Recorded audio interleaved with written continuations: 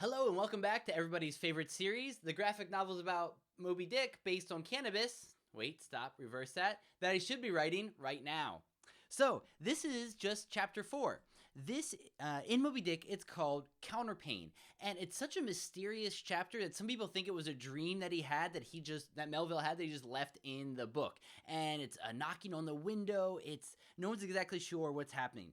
But at the end of it, after this mysterious dreamlike thing with a hand against the window, Queequeg dresses, shaves with a harpoon, and they have their famous cuddle session, which makes some people think it's a big queer book, which is beautiful.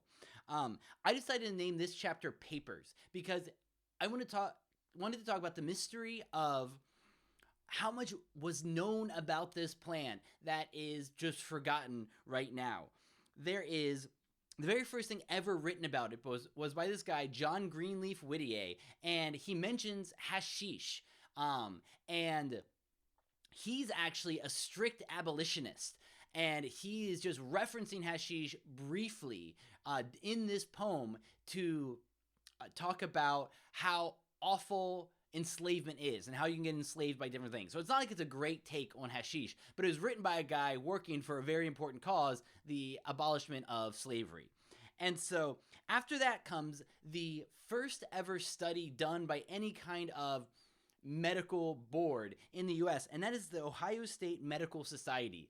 And this was put in the book by Dr. Michiria, where he collected the early studies, and you can still read it, and it's a couple of different doctors talking about how they were using cannabis in their practice in Ohio not too long after the Civil War. And you have all the same lessons that you have now, not giving too much, the kind of things that it works for.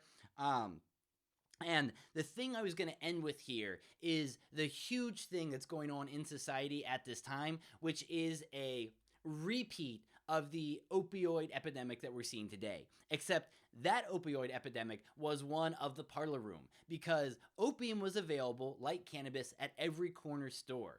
But opium was a lot more addictive. And so you had this huge number of working class and upper class people, especially women, who were taking laudanum or other types of opium tinctures and getting addicted, really badly addicted, especially because they were drinking it, which is just an easy way to take it.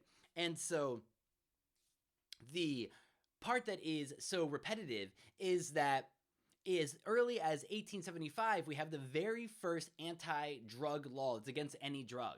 And it is in California, and it's against Chinese people because it is against their opium. You couldn't make Chinese people illegal, but you could make opium illegal and use it to bust the heads of the Chinese people that were disliked by the city government of that time. And that sets the stage for how the US government handles drugs from then on out. And so you have this dichotomy of a rich, mostly white clientele getting addicted and getting treated with care versus the Chinese people who are smoking it and getting arrested and harassed a lot. And then finally, in the book, I would hint at that it was this opium that led to the discovery of our own endorphins. Endorphin just means endogenous morphine. Morphine is another opioid found in the opium plant. And so it turns out the way we found our own native pain-killing cells, neurotransmitters, were because of opium. And so the same thing is going to happen with cannabis, not to give too much away. But the only reason we found our own endocannabinoid system was because we wanted to know how the hell these cannabinoids from the plant would cause such an array of changes to us.